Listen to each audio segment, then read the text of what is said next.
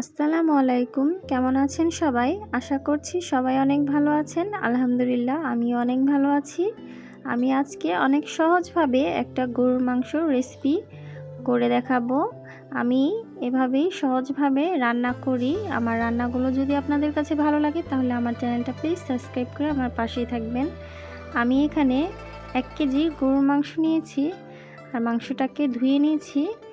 তারপর আমি দিয়ে দিচ্ছি 1 কাপের মতো পেঁয়াজ কুচি আর অনেকগুলো কাঁচামরিচ। আমি স্পাইসি করে আজকে সাদা গরুর মাংসটা রান্না করব, তাই অনেকগুলো কাঁচামরিচ দিয়েছি। এখানে 3-4 টুকরা দারচিনি, এলাচ আর তেজপাতা, জিরার গুঁড়া আর স্বাদমতো লবণ আর রান্না করার তেল দিয়ে আমি ভালো করে মেখে নিব। আর এখানে দিয়ে দিচ্ছি আমি আদা রসুনের পেস্ট, একটা টমেটো কুচি দিয়ে আমি ভালো করে মাখিয়ে নিচ্ছি গরুর মাংসটাকে। আমি আজকে সব একসাথে মাখিয়ে তারপর রান্না করব। এভাবে রান্না করে দেখবেন মাংসটা অনেক বেশি টেস্টি হয়।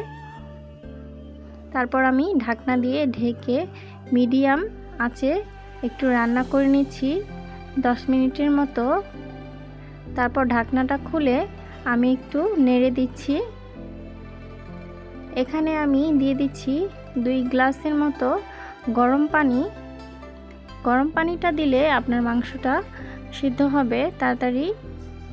তারপর আমি আবার ঢাকনা দিয়ে একটু রান্না করে নিচ্ছি। ঢাকনাটা খুলে আমি একটু পরে আবার একটু চেক করে নিচ্ছি লবণটা ঠিক আছে নাকি, আর একটু নেড়ে দিচ্ছি। এখানে আমি নামানোর আগে দিয়ে দিচ্ছি জিরার গুঁড়া 2 চামচ। তারপর আমি আবার একটু নেড়ে দিচ্ছি। আমার মাংসটা দেখুন হয়ে গেছে। কতটা সহজ দেখতেই তো পারছেন।